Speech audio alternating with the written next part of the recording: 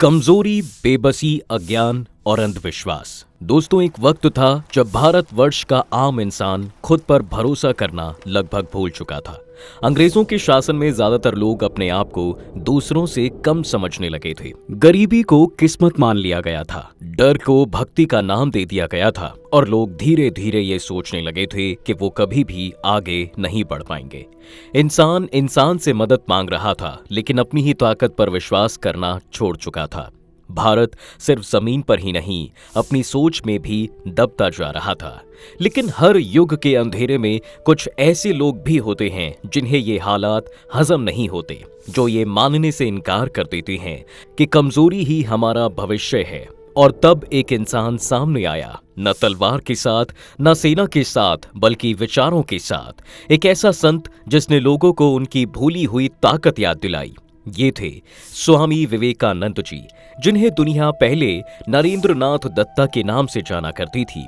उन्होंने धर्म को डर और अंधविश्वास से निकालकर हिम्मत, आत्मसम्मान और कर्म से जोड़ दिया, और यहीं से भारत की सोच में एक नई दिशा शुरू हो जाती है। यहीं से ये समझना जरूरी हो जाता है कि स्वामी विवेकानंद जी का धर्म के लिए योगदान सिर्फ प्रवचन देने तक सीमित नहीं था। उन्होंने धर्म को एक नया रूप दिया, नया अर्थ दिया और उसे जीवन से जोड़ दिया। उनका धर्म मंदिरों की दीवारों तक बंधा हुआ नहीं था, बल्कि इंसान की जिंदगी, उसके दुख, उसके संघर्ष और उसकी जिम्मेदारियों से जुड़ा हुआ था। अब ये जानना जरूरी है कि स्वामी विवेकानंद जी ने धर्म के क्षेत्र में कौन कौन से ऐसे योगदान दिए, जिन्होंने न सिर्फ उस समय की सोच बदली, बल्कि आने वाली पीढ़ियों के लिए भी रास्ता तय किया। नरेंद्र नाथ दत्ता बचपन से ही अलग प्रकृति के थे। जो सुना उसे बिना सोचे मान लेने वालों में से नहीं थे। जब लोग भगवान के नाम पर चुप रहना सीख रहे थे, तब नरेंद्र नाथ प्रश्न कर रहे थे। उनके लिए धर्म का मतलब था सच, और सच बिना खोज के नहीं मिलता। इसी खोज में उन्हें रामकृष्ण परमहंस जी तक पहुंचाया। जब नरेंद्र नाथ जी ने सीधा ये पूछा कि क्या आपने भगवान को देखा है, और सामने से जवाब मिला कि हाँ, जैसे तुम देख रहे हो, तो यही से उनकी सोच को एक नया आधार मिला। अब ये कोई कहानी नहीं है, ये अनुभव था। ने धर्म को पुस्तकों से निकालकर जीवन से जोड़ दिया। रामकृष्ण परमहंस जी के निधन के बाद नरेंद्र नाथ ने संन्यास लिया और बने स्वामी विवेकानंद जी। उसके बाद उन्होंने पूरे भारतवर्ष की यात्रा की। गांव, शहर, सड़क और मंदिर, हर जगह उन्होंने एक ही तस्वीर देखी। लोग भूखे थे, लेकिन उन्हें भगवान के उपदेश दिए जा रहे थे। गरीबी को भाग्य मानकर स्वीकार कर लिया गया था और दुख को पूजा के रूप दे दिए गए थे। तब स्वामी विवेकानंद जी ने धर्म पर सबसे गहरा प्रश्न खड़ा किया। उन्होंने कहा कि भूखे को भगवान के बारे में समझाना पाप है, पहले उसका पेट भरना धर्म है। इस विचार ने धर्म के अर्थ को ही बदल दिया। स्वामी विवेकानंद जी के लिए धर्म का सबसे बड़ा योगदान ये था कि उन्होंने धर्म को कमजोरी से अलग कर दिया। उन्होंने स्पष्ट शब्दों में कहा कि जो धर्म इंसान को कमजोर बना दे, वो धर्म नहीं हो सकता। ये बात उस समय की पुरानी धार्मिक सोच के लिए एक बड़ा झटका थी। विवेकानंद जी ने अंधविश्वास पर सीधा प्रहार किया।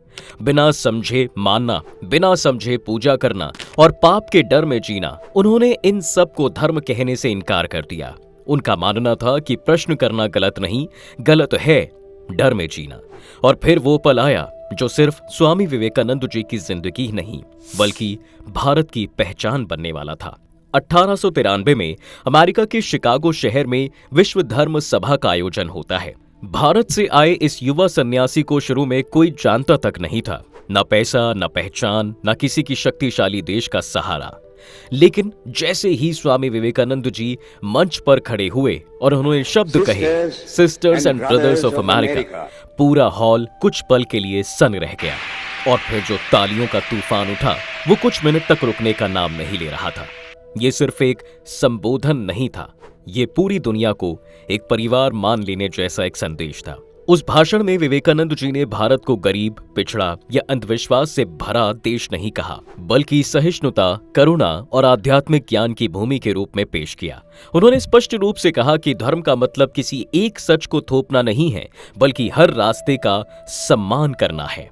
उनका ये संदेश इतना गहरा था कि पहली बार पश्चिम ने भारत को कमजोर नहीं, बल्कि एक गुरु के रूप में देखा। शिकागो का ये भाषण भारत के लिए सिर्फ सम्मान नहीं था, ये गुलामी के अंधेरे में डूबी सोच के लिए एक आत्मविश्वास का प्रकाश था। दोस्तों, विदेश में विश्व धर्म सभा के दौरान स्वामी विवेकानंद जी ने सिर्फ अपनी बात नहीं कही, बल्कि भारत की आत्मा को दुनिया के सामने रख दिया। उन्होंने बताया कि धर्म लड़ने के लिए नहीं होता, बल्कि समझने के लिए होता है। सच एक है, बस उस तक पहुंचने के रास्ते अलग अलग हो सकते हैं।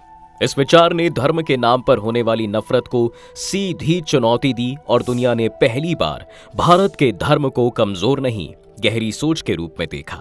स्वामी विवेकानंद जी का एक और महत्वपूर्ण योगदान था भक्ति को सेवा से जोड़ना। उनका मानना था कि भगवान सिर्फ मंदिर में नहीं, बल्कि हर उस जगह है जहां इंसान दुख में है। इसी सोच से रामकृष्ण मिशन की स्थापना हुई, जहां धर्म का मतलब था पढ़ाई, इलाज और मदद, बिना ये पूछे कि सामने वाला किस जात या फिर किस धर्म का है।